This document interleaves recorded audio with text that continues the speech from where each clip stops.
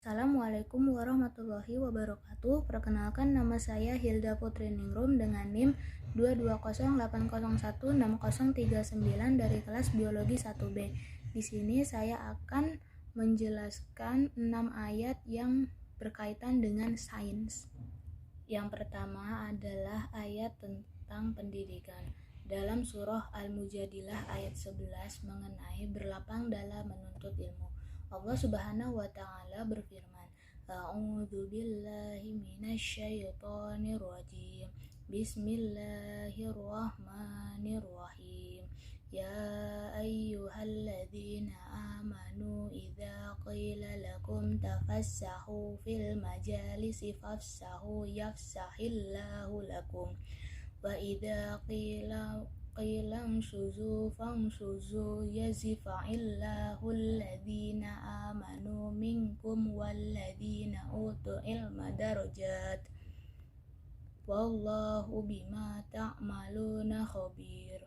Artinya, wahai orang-orang yang beriman, apabila dikatakan kepadamu, berilah kelapangan di dalam majelis-majelis, maka lapangkanlah. Niscaya Allah akan memberi kelapangan untukmu. Dan apabila dikatakan berdirilah kamu, maka berdirilah. Niscaya Allah akan mengangkat derajat orang-orang yang beriman di antara kamu, dan orang-orang yang diberi ilmu beberapa derajat. Dan Allah Maha mengetahui terhadap apa yang kamu kerjakan. Untuk tafsirnya yaitu, menurut Imam Asy-Syaukani dalam buku tafsir yang berjudul Tafsir Abdul Qadir, menafsirkan bahwa ya ayyuhalladzina amanu idza qila lakum tafassahu fil majalisi, dikatakan fasalahu yafsahu faswan, artinya wasa'alahu melapangkan. Dan dari sini terdapat ungkapan baladun fasihun, negeri yang luas. Allah Subhanahu wa taala memerintahkan untuk saling beretika antar sesama mereka dengan berlapang di majelis dan tidak saling menyempitkan. Letak kependidikannya adalah terdapat kata lapangkanlah di dalam majelis. Hal tersebut dikarenakan dalam menuntut ilmu memanglah butuh kesabaran. Nilai yang terkandung dalam surah Al-Mujadilah ayat 11 adalah nilai keberadaban, di mana apabila kita menuntut ilmu, wajiblah bersabar karena orang yang berilmu akan diangkat derajatnya oleh Allah Subhanahu wa taala. Yang kedua adalah ayat biologi dalam surah Al-Ankabut ayat 20 mengenai penciptaan makhluk hidup. A'udzu billahi minasyaitonir rajim. Bismillahirrahmanirrahim. Qul siru fil ardi fanzur kaifa bada'al khalqa tsumma Allahu yanshi'un nash'atal akhirah. Innallaha ala kulli syai'in qadir. Artinya, katakanlah berjalanlah di bumi, maka perhatikanlah bagaimana Allah memulai penciptaan makhluk. Kemudian Allah menjadikan kejadian yang akhir. Sungguh Allah Maha Kuasa atas segala sesuatu. Menurut Ibnu Katsir dalam buku tafsir yang berjudul Tafsir Ibnu Katsir menafsirkan bahwa Allah Subhanahu wa taala berfirman mengabarkan mengenai Al-Khalil bahwa dia mengerahkan kaumnya guna menetapkan adanya hari kiamat yang mereka ingkari dengan bukti yang mereka saksikan sendiri. Di mana Allah Subhanahu wa taala telah menciptakan mereka setelah sebelumnya mereka tidak ada. Mereka ada dan menjadi manusia yang dapat mendengar dan dapat melihat setelahnya. Rob yang memulai penciptaan ini semua Maha Kuasa untuk mengembalikannya kembali lagi.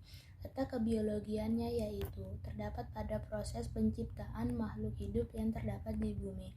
Nilai yang terkandung dalam surah Al-Ankabut ayat 20 adalah umat manusia diberikan petunjuk mengenai asal-usul dirinya dan tersadarnya umat manusia untuk lebih rajin beribadah dan memohon ampun kepada Allah karena kehidupan di dunia tidak akan lama. Yang ketiga adalah ayat tentang kimia dalam surah Yasin ayat 33 yang membahas tentang pengaruh air terhadap pertumbuhan biji. A'udzu billahi minasyaitonir rajim. Bismillahirrahmanirrahim. Wa ayatul lahumul ardul maitah ahyainaha wa akhrajna minha habban faminhu ya'kulun. Artinya, dan suatu tanda kebesaran Allah bagi mereka adalah bumi yang mati tandus. Kami hidupkan bumi itu dan kami keluarkan darinya biji-bijian, maka dari biji-bijian itu mereka makan. Untuk tafsirnya yaitu, menurut Ibnu Katsir dalam buku tafsir yang berjudul Tafsir Ibnu Katsir menafsirkan bahwa Allah Subhanahu wa taala berfirman, "Wa ayatul lahum" adalah sebagai tanda untuk mereka mengenai adanya Maha Pencipta, kekuasaannya yang sempurna dan perbuatannya yang menghidupkan yang mati. Ardul Maitah adalah bumi itu mati dan gersang pada zaman dahulu, serta tumbuhan tidak ada satupun. Lalu ketika Allah menurunkan air di atasnya, hiduplah bumi dan suburlah, serta bagaimana macam tumbuhan yang indah dapat tumbuh. Untuk letak kimianya yaitu, air mempunyai enzim yang berproses secara kimia untuk membantu pertumbuhan biji. Nilai yang terkandung dalam surah Yasin ayat 33 adalah manusia dapat bersyukur atas nikmat yang telah Allah berikan, serta mengagumi tanda-tanda kebesaran Allah. Yang keempat adalah ayat tentang fisika. Dalam surah Yasin ayat 40 mengenai peredaran matahari dan bulan, Allah Subhanahu wa taala berfirman, A'udzu billahi minasy syaithanir rajim. Bismillahirrahmanirrahim.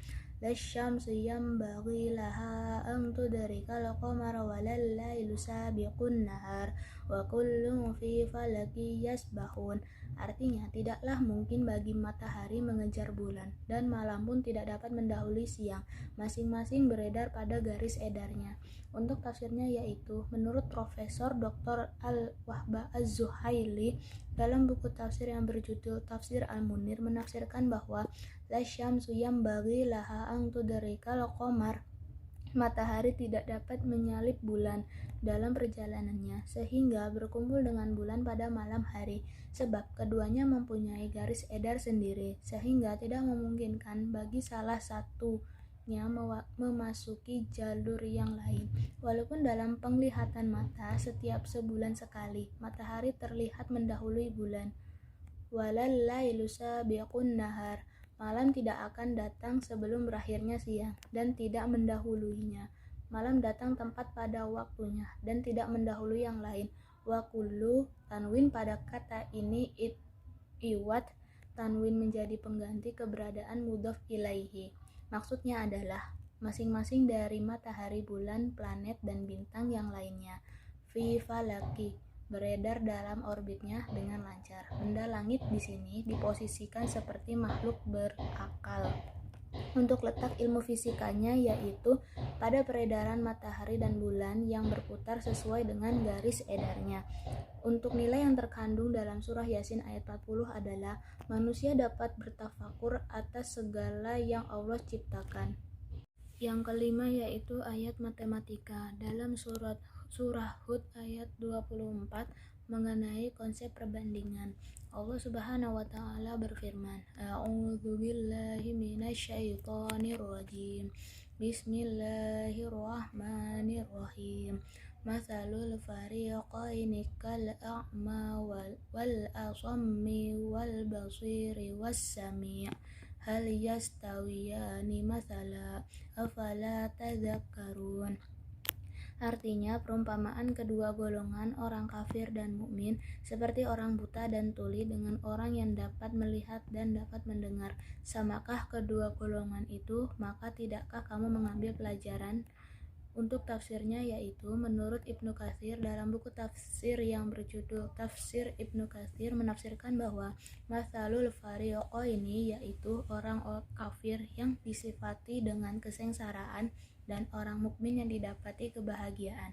Kelompok yang pertama seperti orang buta dan tuli, sementara kelompok yang kedua yaitu seperti orang yang dapat melihat dan mendengar.